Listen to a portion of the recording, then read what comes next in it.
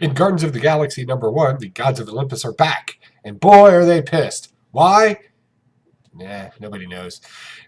In Batman, Curse of the White Knight, yeah, they did a little switcheroo on us. Does it really make sense? Does it really? Let's talk about it. And also in Once in Future finally ends its first arc. And yes, please give us more of that. That was a good comic book. All that and more, plus awkward sips of coffee right here on Poke and Joe. Roll that intro.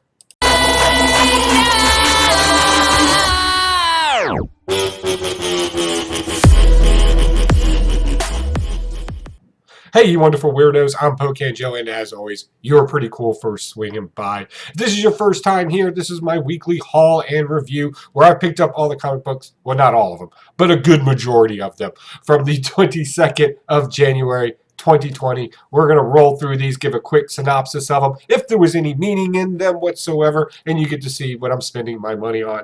I don't know, people like that? I don't know. If you read any of these comics, comment down below. And while we're going through this, let's have awkward sips of coffee, because that's what pushes the video up over 10 minutes. Why is that important? I don't know. I'm watching other YouTubers. All right, so let's break this down. First one, we're going to start off with Baskets Full of Heads. This was starting to kind of decline on me. I was like, oh, man. It's like, how much of her internal monologuing of, am I a good person, am I a bad person for chopping off a bad guy's head, did I have to listen to? That's okay. This picked it right back up. What's better than one head in a basket? Two heads in a basket. Yes, ladies and gentlemen, two heads in a basket for the price of one. Yeah, she's got another one in there. We start finding out that maybe some of the cops in town are, well, they're shady AF, right? Seriously, I've been trying to watch my language. I hope you can appreciate that. So, yeah, this is turning in. We still got the storm and who's all involved, who's not, and boyfriend's not looking so innocent anymore. I'm going to keep reading this, so I'm definitely liking this. Next, we got, oh, yeah, Batman, Curse of the White Knight. Oh my God, they did a switcheroo on us. Who could have predicted it? Where's the story going? If you don't know Bruce Wayne, well, according to this, he's not really a Wayne. And Azazel, because I always forget his real name, he is actually a Wayne. Now, how does that really work? I think maybe we're kind of missing some finer points here that should have been explained to us. Like Edmund, the guy here on the cover, he died in a well. So who's this other Wayne popping out kids? I'll wait. You figure it out. Right? Okay, now that we've thought about that one, who said the other guy had children at all? Where did that happen? I'll wait. Exactly.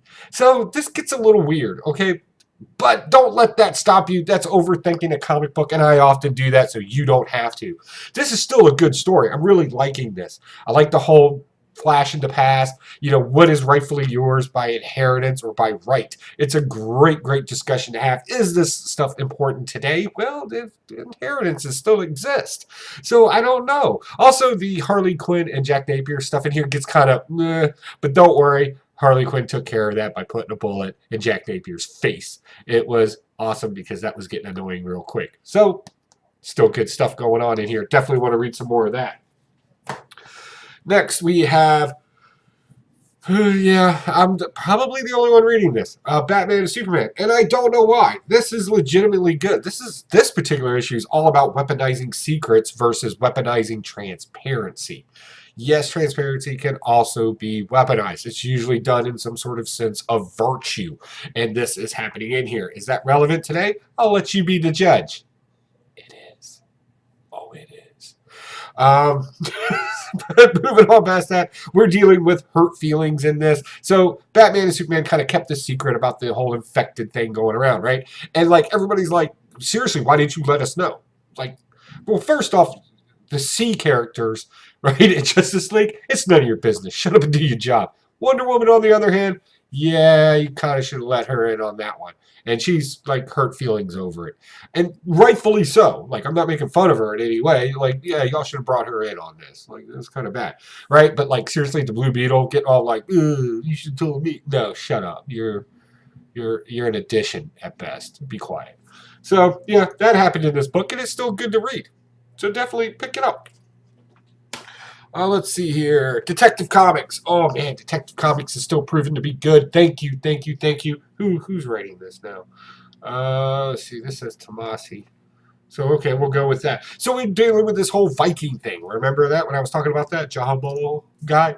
I can't believe I can still pronounce that. That's absolutely amazing. So anyway, um, let me get my thoughts back. So come to find out that this whole religion of Vikings is not really a thing. It's actually some interdimensional demon that has some sort of ties loosely to the Viking lore. And he's able to come into a world where people pray and worship, their god or whatever. And he uses everybody in the little cult as a useful idiot. This is actually a very good example of a useful idiot, which is often a political term used to use people for your advantage without them fully understanding the full story. Would that be relevant today? I don't know. You be the judge. It is. But anyway, definitely, if you're in college right now and you're taking a poli-sci course and you got to explain what a useful idiot is, this book right here will take care of that for you. Getting smarter with comic books every day.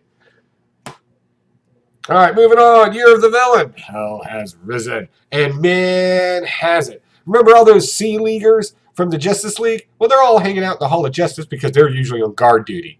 That's why they're the Sea League. So they're hanging out down there with Jim Gordon, who's been infected, right? He's been infected with the laughing thing, whatever. Doesn't matter. It's a detail. Well, unfortunately, he's infected everybody else. And Lex Luthor, or Apex Lex Luthor, kind of finds this out. And everybody's after him. So he's got to hide out. So it was really cool to see Lex Luthor not be completely omniscient, right? He had to back up. And that was really fun. Also in this book, we got one of my favorite comic book heroes of all time, Phantom Stranger. And I'll tell you, in a modern comic book, he looks just beautiful. He's been captured by the Batman Who Laughs because apparently he can see into the cosmos to find out what's going on. Cosmic awareness is one of his special powers, just one of his special powers. He's one of the stronger beings in DC and probably one of the least popular. I hope this comic book kind of fixed that because he's truly an interesting character. All right, Superman, we go into the day in the life of what it's like after I've revealed my secret identity. I get fired and hired right within a 10-minute time span. A bunch of other crap that nobody cares about. And then something cool happens. Oh, I'm thankful that it did. Mongol comes back, and he wants what is his. And he ain't hearing it. And I like this version of Mongol. He is actually surreal. Surrealism. Yeah, I like it. So the Timerians are going to attack him, right? Because they're building their little United Worlds UN thing. And he shows up. And he wants what's his. What is that? We kind of are fuzzy on that. We're not really sure. But anyway, he shows up and he wants it. And all the Timerians are like, Timerians! And they're attacking. He's like, are you seriously chanting your own name like it's an achievement? And he dispatches them pretty quickly. So I really liked that. I thought that was fun. That little bit of surrealism just being injected in there. And of course, Superman shows up, and they're going to duke it out, and it looks like Mongol's on top, and we know it's Superman. He's going to come out on top in some way, shape, or form. But when you get pages like this right here, really want you to read that next issue. Definitely. I like Superman. It's okay. Yeah, there's a big part of it where they're trying to tell some other type of story rather than a comic book story, but they generally pick it up towards the end. So this was interesting. This was good. That's all my DC. That means coffee break. Awkward sips. Refreshing goodness of America. All right, moving on. This is my cheat sheet. You might not always see me glancing down at it, but when you see me do that, that's me glancing at it. That's a behind-the-scenes thing. You're welcome. Okay, moving on to Marvel. All right. Let's start off with Amazing Spider-Man. First off, ooh, that cover, right? Right? Seriously, take a look at it. Wish the story was just as interesting. I'll be honest. Okay, so Jay Jameson, he gets a job working at a BuzzFeed type thing where they're more worried about ad revenue than story content or having people interested in the stories. So they do the things which superhero is most like your personality. That's a thing. Yeah. So they're doing all that in here. And it's just, the whole thing is just for reactions. I like the way they did explain how to get clicks. So if you're in favor for a story and you blast it out there, yes, that's 2 times right? The views, right? The original article, and then the fact that you like it, then you retweeted it, right? But that's not really where it comes from. It comes from, I really hate your argument. That's why they're designed the way they are. And it builds up a following of back and forth nonstop, right? Oh, there's a term for it. It's media something or other. I'll have to get back to you on that one. But regardless, that gets explained in here, and it was done beautifully. I just wish the rest of the story was just as interesting because I just could not get behind it. Another secret mission where Spider-Man has to look like the bad guy thing happened. Nobody cares. But, yeah. All right, moving on. Ravenclaw. Dracula. This was actually kind of fun, although these things are getting silly. I'm treating these as individual stories, regardless of the connecting story in between them, because I find that to be more interesting. Ravenclaw is fully rebuilt and updated. Criminals are being loaded into it, but this story takes place back in the 40s-ish, where Captain America and Bucky got to go into Ravenclaw to save one of their buddies, a Lieutenant Bud. I tried looking this character up to see if it was relevant in any way, shape, or form. I couldn't find anything. But if you know, please let me know, because I'm really curious why this guy was a big deal. Anyway, Ravenclaw has a bunch of government experiments going on. They're changing people into monsters and then throwing them away in a vault, the ones that are all jacked up, and calling them the unwanted. Sound familiar? That's the connecting story. So what happens is Captain America and Bucky show up, and guess who's there? Dracula. Why? Why not? He's there, and he doesn't like Captain America. They all fight, and it's a great story. Honestly, as silly as that review sounds, I enjoyed this. This was fun. These comic books should have been coming out in October for obvious reasons, I think. I think this is just a distribution thing. These really need to be coming out near Halloween because that's the point of them. All right, Marauders has proven still to be good. We have Pirates, right? And, Hate Monger was in it. That was from the last issue. We were all like, we don't want to say, but there's a big S or H on his chest. So was it? Well, it was. Also, the Executioner and Yellow Jacket take place in this too, working for Verde. Battle ensues and everything, but things start getting a little weird with this whole I'm a pirate female and I can run the ship on my own. We'll come find out you couldn't because Katie Pride gets dumped overboard and she's drowning to death. The question now is can she be brought back? Remember, she can't go into Krakoa because of something, right? We don't know why, what the hang-up is there. For some reason, Krakoa will not let her onto the island. But can she be reborn becomes the question. Interesting.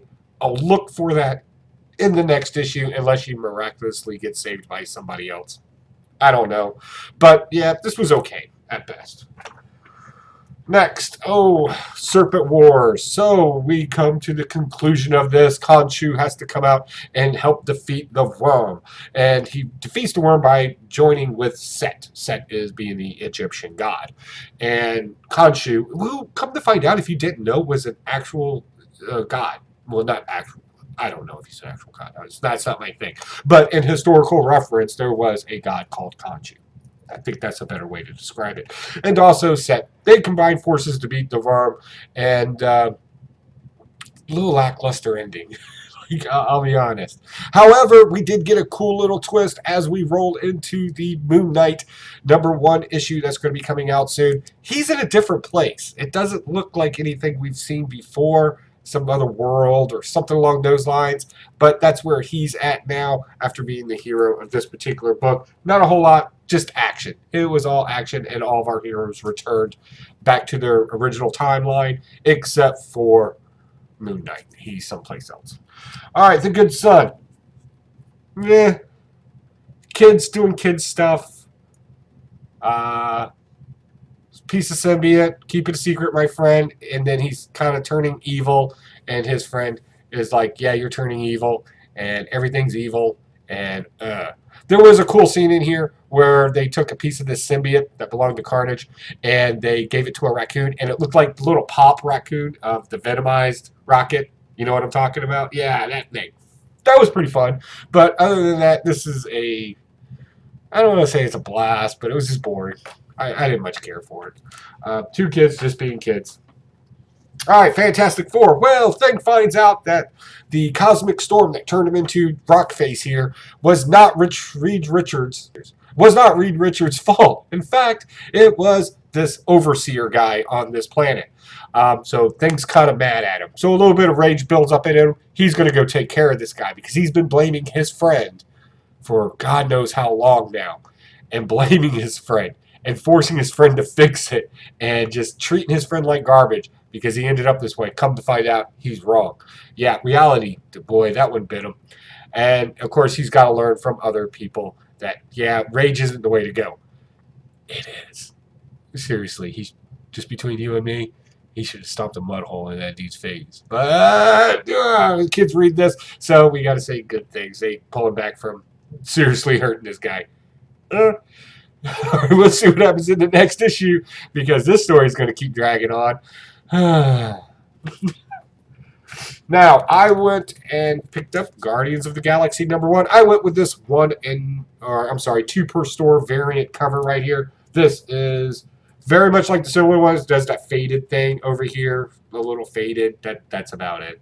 So yeah, I just spent good hard-earned money on something that I really don't have to. So what do we find out in this? You know, sometimes old people really want to relive their younger days. In this one, all the gardens are like, yeah, we got this cool little house. We're even doing a cookout. They don't like turkey because the skin is weird, whatever that means. And Rocket and Quill finally have to make a decision after Nova shows up and is like, hey, I got this problem. The gods of Olympus, yeah, they're like burning everything to the ground. I need some help. We don't know why, other than maybe a rebirth type of thing. I think they kind of hinted towards that. So everybody's like, no, we want to retire. But Peter Quill and Rocket Raccoon are like, yeah, I kind of want to go do that. So they jump into a ship and they take off, right? So then they have to put together a new team, right? Because nobody else from the team wants to do it. And we see Marvel Boy. Marvel Boy, this is just, they put this in there as a joke. You cannot make me take this character seriously. His fingernails explode. Yeah. His saliva is a drug. It's a drug. It makes people, right? And he's got some other powers that don't make any sense because they're cosmic related. And his preferred pronouns are he and him.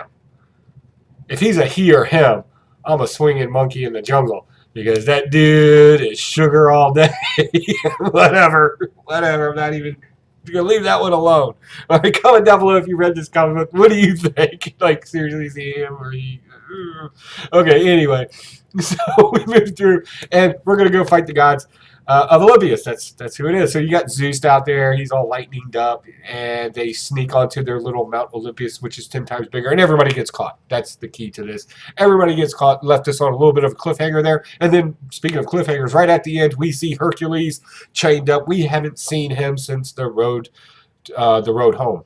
So what's he been up to? Where's his new suit? What's going on with that? I'm excited. I want some more of that storyline. All right, moving on last. Not a whole lot of independence this week. Once and Future still proves that comic book story writing still exists and you can still play off of literature, and even to the point where you can kind of have fun with it as well. In this, we find out that King Arthur does not understand his own story, which makes sense because his story has been so diluted over the years, the actual story, that what you see from Disney and everywhere is not an actual representation of it. And they talk about that in here. It was awesome. Grandma gets healed from the sheath. Excalibur gets returned to the Sword Lake, and we have a new team of monster hunters. Also, at the end, Elizabeth, our woman who tried to pass off her bastard child as Gilead. Yeah, I said that. The perfect night. If you read the comic book, you get the joke. If you don't, you go get the comic book, read it, get the joke. She meets up with this super creepy looking Merlin who looks more like death. And so, do we have another story coming up is the ultimate question. I hope so. I hope they do something with this. I'm screaming for more. I can't think of anybody that was like, that was a garbage book. If you thought it was a garbage book, let me know so we can all point and laugh at you. Awkward Simple Coffee time. And let's do our last book. Folklorist. Folklorist has proven to us that they were going to go ahead and play off of fairy tale tropes with Hansel and Gretel being in this one.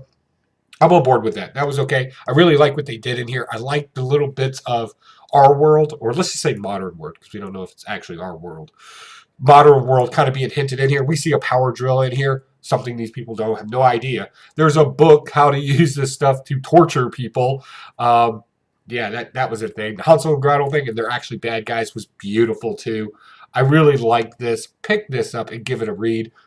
You definitely won't be let down, I promise you. This is just fun comic book reading. Is it going to go anywhere? No. Is it speculative? No.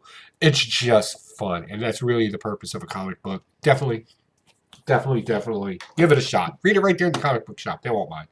All right, guys. If you haven't, check out my villains contest. That's going to be right over here someplace in a box here at the end. You definitely want to enter that. So far, we've only had one person enter, and it ends February the 2nd. So you definitely want to jump on that, comment or video on this particular video, and that will be all right. Don't forget, Blaster or Stash at 10 p.m. Eastern Standard Time. We have a live chat going on where you can come in and you can talk about these books. You can agree with us, disagree with us, tell funny jokes, whatever the case may be. We always do our best to recognize you in the room and address your concerns, questions, and silliness all in the same hour. Sunday night, 10 p.m. Eastern Standard Time, right on YouTube. Definitely. To all my people over at BitChute, where this video is also being uploaded, you too can also enter the villains contest as well here at the end. Definitely check it out. I think you'll have a good time. All right, guys, I don't have anything else. I got to get out of here. I hope to see you all at Emerald City Comic Con in March. Other than that, bye.